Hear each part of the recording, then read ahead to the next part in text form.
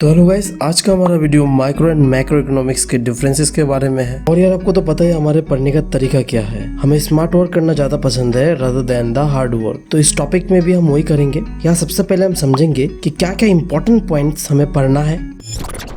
तो यार सबसे पहले तो हम समझेंगे माइक्रो एंड मैक्रो इकोनॉमिक्स का बैकग्राउंड हिस्ट्री, जिससे कि हम ये क्लियरली समझ पाएंगे कि कैसे जो इकोनॉमिक का दो important branch micro and macro economics over A time कैसे डेवलप हुआ। और इसी के साथ हम माइक्रो एंड मैक्रो इकोनॉमिक्स का मीनिंग को भी क्लियर करेंगे। और आखिर में हम जो मोस्ट कंफ्यूजन टॉपिक है कि माइक्रो एंड मैक्रो इकोनॉमिक्स का डिफरेंसेस, उसे भी देखेंगे। तो चलिए शुरू करते हैं।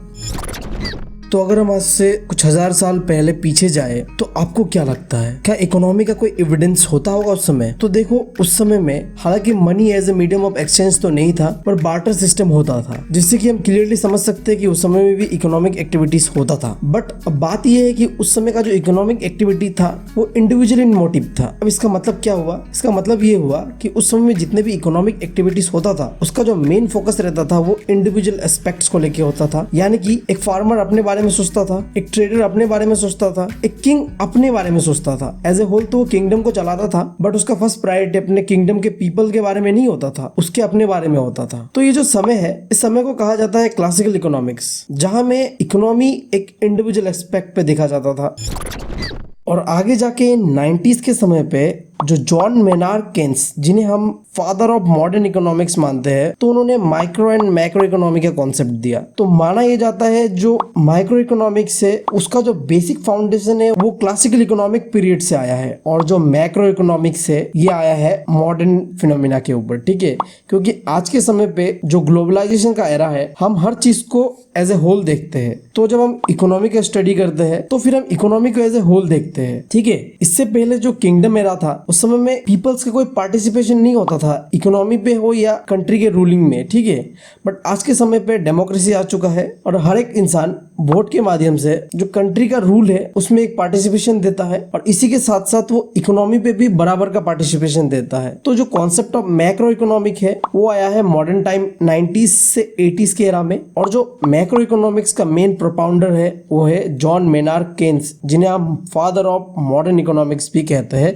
या फिर फादर ऑफ मैक्रो इकोनॉमिक्स। ठीक है, तो ये था बैकग्राउंड हिस्ट्री। तो चलिए अब हम जान लेते हैं meaning micro and macro economics का। समझ रहे हो आप?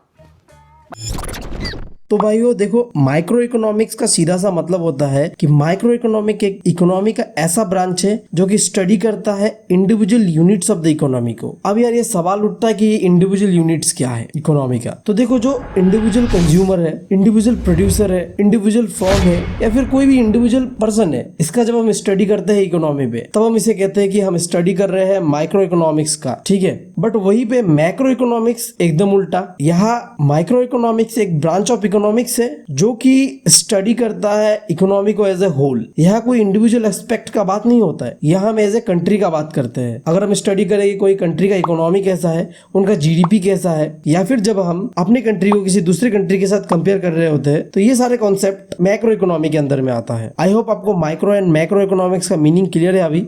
समझ रहे हो आप? अभी आपके लिए एक सवाल, मैंने आपको बता दिया कि मैक्रो इकोनॉमिक्स का फादर जॉन मेनार्ड केन्स है। तो अभी आप मुझे बताओ कि इकोनॉमिक्स का फादर कौन है और फिर माइक्रो इकोनॉमिक्स का फादर कौन है। सीधा जाओ, गूगल करो और कमेंट्स में बताओ। और फिर भी अगर आपको पता ना चले तो बाबा बंगाली है कमेंट्स में, चिंता मत करना वो सब चीज़ों का। ठीक है, तो चलिए अब हम बढ़ते हैं माइक्रो एंड मैक्रो इकोनॉमिक्स का डिफरेंसेस की ओर। देखो, यहाँ में काफ़ी कंफ्यूजन है, बट बाबा बंगाली के रहते हुए तुम्हें कोई कंफ्यूजन नहीं हो सकता। एक एक पॉइंट्स को मैं डिटेल में समझाऊंगा जिससे कि थोड़ा सा भी डाउट ना रहे। और फिर भी अगर मुझसे कोई पॉइंट छूट जाता है तो यार कमेंट बॉक्स में बताओ, मैं उसे क्लियर कर दूंगा। ठीक है, तो जो पहला डिफरेंस है माइक्रो एंड मैक्रो इकोनॉमिक्स का, कि जब भी हम स्टडी करते हैं ना इकोनॉमी का माइक्रो इकोनॉमी के पॉइंट ऑफ व्यू से, तो जो भी प्रॉब्लम्स होता है इकोनॉमी पे, हम मान के चलते हैं कि ये प्रॉब्लम प्राइजेस के वजह से हुआ है। यानी कि हम मान के चलते हैं कि इकोनॉमी में जो भी चीज हुआ है वो हुआ है थ्योरी ऑफ प्राइस के वजह से। अब थ्योरी ऑफ प्राइस कहता ये है कि इकोनॉमी के अंदर में अगर कोई भी चेंजेस आए, बस पैसे की बात है ना, तो ठीक है, तुम्हारे लिए अपना गुल्लक तोड़ लेते हैं। ये लो।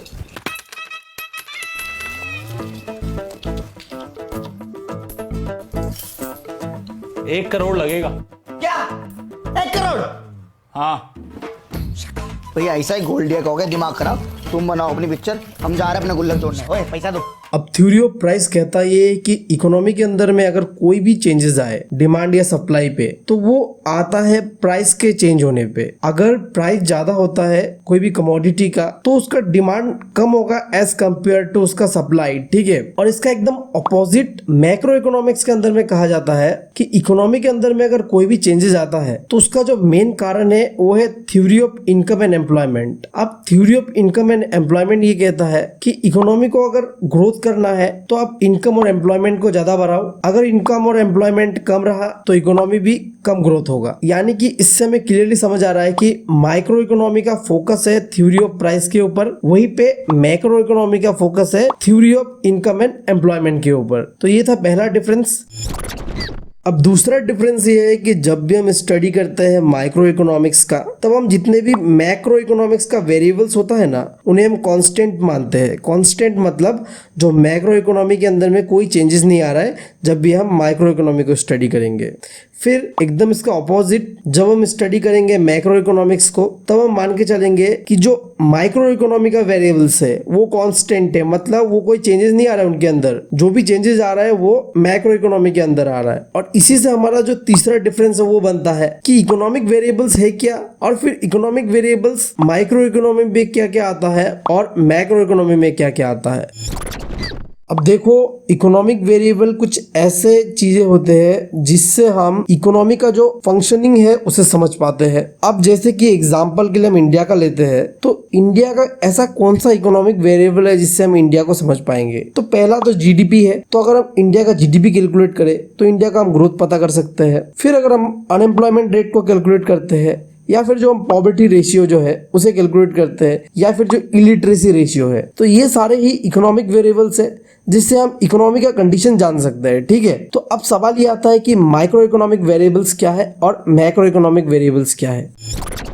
तो देखो, यहाँ मैं दो माइक्रो इकोनॉमिक वेरिएबल्स का एग्जांपल दे रहा हूँ। पहला है कंज्यूमर डिमांड, दूसरा है प्रोड्यूसर सप्लाई। तो ये दो है माइक्रो इकोनॉमिक वेरिएबल्स, ठीक है। अब मैं दो एग्जांपल देता हूँ मैक्रो इकोनॉमिक वेरिएबल्स का। पहला है एग्रीगेट डिमांड, दूसरा है एग्रीगेट सप्लाई। तो ये दोनों है मैक्रो इकोनॉमिक वेरिएबल्स। इसके अलावा भी काफी सारे इकोनॉमिक वेरिएबल्स होता है, पर उन्हें हमें क्लास 11 में इतना डिटेल में नहीं पढ़ना है, ठीक है। वो हम जब इकोनॉमिक्स को ऑनर्स लेके पढ़ेंगे उस समय समझेंगे, ठीक है।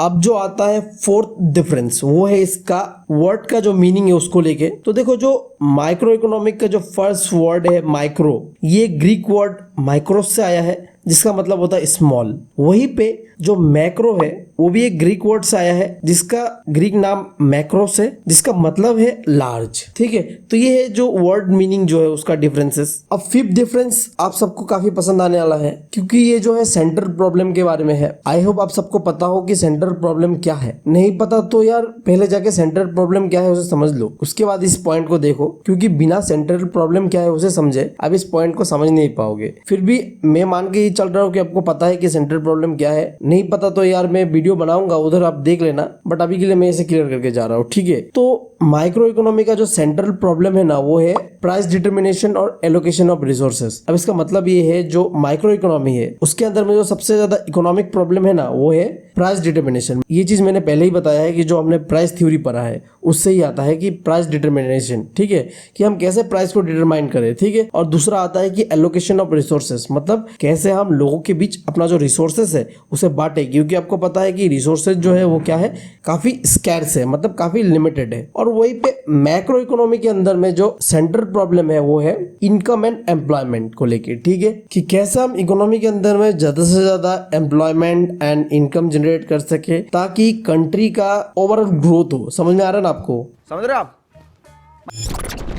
अब हम आ चुके हैं आखिरी difference micro and macro economics का, जो कि है एरिया ऑफ स्कोप को लेके। मतलब कि माइक्रो इकोनॉमी का जो स्टडी करने का स्कोप है वो कितना ज्यादा है और मैक्रो इकोनॉमिक्स का कितना ज्यादा है। तो इसमें सिंपल सा बात है कि माइक्रो इकोनॉमी का जो स्कोप है वो काफी नैरो है।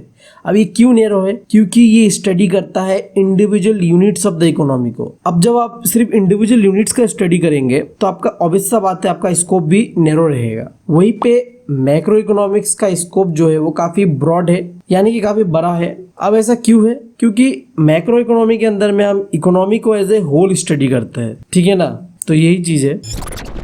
अब देखो मैंने इस टॉपिक को पूरी तरीके से कंप्लीट कर दिया है। तो अगर आपको कोई भी डाउट है इस टॉपिक को लेके तो आप मुझे कमेंट कर सकते हैं। मैं हर एक को कोशिश करूंगा रिप्लाई देने के लिए। और आखिर में मैं आप सबसे यही कहना चाहता हूँ कि यार देखो आपसे एक रिक्वेस्ट है मेरा, इससे पहले कि आप सब वीडियो स्किप करके चले जाए। यार देखो एक तो मेरा चैनल एजुकेशन कैटेगरी में है, व्यूज तो ना के बराबर आ रहे हैं और इम्प्रेशन भी बहुत ही कम आ रहा है। यूट्यूब वीडियोस को मेरे रेकमेंड नहीं कर रहा है। और अगर ऐसा ही चलता रहा तो मुझे नहीं लगता मैं ज्यादा देर तक वीडियो बना पाऊंगा, क्योंकि यार एक इंसान का भी एक पेशेंस होता है वीडियो बनाने का। मैं लगभग 6 महीना से वीडियोस बना रहा हूँ और मेरे चैनल में कोई खास ग्रोथ भी नहीं आया है। हाँ मुझे पता है कुछ लोगों को हेल्प मिला है मेरे वीडियोस से, बट यार आप सब भी समझो कि मैं एक वीडियो बनाने में 2-3 मिनट का समय नहीं लगता है। 7 से 8 दिन मुझे एक वीडियो प्रिपेयर करने में लग जाता है। ठीक है, तो समझ जाओ आप कितना मेहनत है उस पर। रात के 3-3 बजे तक मैं वीडियोस को एडिट कर रहा हूँ। इस समय जो आपसे बात कर रहा हूँ इस समय भी रात के 2 बज रहे हैं। तो आप ही बोलो मुझे कि मुझे क्या करना चाहिए। आप सबसे रिक्वेस्ट है मेरा, चैनल को ज्यादा से ज्यादा अपने दोस्तों के साथ शेयर कीजिए,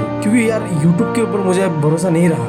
आपके ऊपर ही एक उम्मीद है। मैं मुश्किल से और 50 वीडियोस बनाऊंगा, क्योंकि मैं भी होप नहीं छोड़ना चाहता। मैं भी यहाँ इस प्लेटफॉर्म में एक आइडियोलॉजी के साथ आया हूँ कि मैं एजुकेशन को एक इंटरेस्टिंग वे में पढ़ाना चाहता हूँ। तो अगर आप चाहते हैं कि मैं ऐसे वीडियोस बनाता रहूँ तो यार बहुत जरूरी है कि आप चैनल को दूसरों के साथ शेयर करें। बताइए कि ऐसा एक चैनल है, आपको इंटरेस्टेड है तो आप भी देखो उसे। आप भी सोच के देखो, मेरे चैनल में 200-300 तो व्यूज आ ही जाते हैं एक वीडियोस पे। तो अगर एक पर्सन मेरे चैनल को 3 लोगों को शेयर करे तो मुश्किल से 1 महीना या 2 महीने में मेरा अच्छा खासा ग्रोथ आ जाएगा। मैं आप लोगों से कोई 1 मिलियन 2 मिलियन सब्सक्राइबर तो नहीं मांग रहा, मुझे बस यूट्यूब के एल्गोरिदम पे आना है, जिसके लिए मुझे चाहिए वॉच टाइम और चाहिए इंगेजमेंट। मतलब ज्यादा से ज्यादा लोग मेरे चैनल पे आए, एटलीस्ट सब्सक्राइब करे ना करे उससे मतलब नहीं है, बस चैनल पे आके विजिट करे, 1-2 वीडियोस देख के जाए, जिससे कि यूट्यूब भी रिकॉग्नाइज करे मेरे चैनल को कि भाई चलो ऐसा एक चैनल भी है जिसमें हमें इंप्रेशन भेजना है। ठीक है, अब देखो जैसे ही मेरे चैनल पे इंप्रेशन सही से आने लगेगा मेरा चैनल ऑटोमेटिकली ही ग्रो होने लगेगा, समझ रहे हो। तो यार अपने भाई के लिए इतना तो करो। आप सबसे मेरा रिक्वेस्ट है, ताकि मैं ऐसे ही ऑसम वीडियोस आपके लिए लाता रहूं। आप जिस टॉपिक पे कहोगे मैं उस टॉपिक पे वीडियोस बनाऊंगा, बस आप अपना सपोर्ट दिखाओ मुझे इस समय बहुत जरूरी है आपका सपोर्ट का। Thank you. दुनिया का झोल समझते लौड़े लग गए, लोगों के चुतियापों से लौड़े लग गए। प्यार में सोचा था कि होगी चैन सुकून की नैन, उसके लौड़ों के चक्कर में मेरे लौड़े लग गए।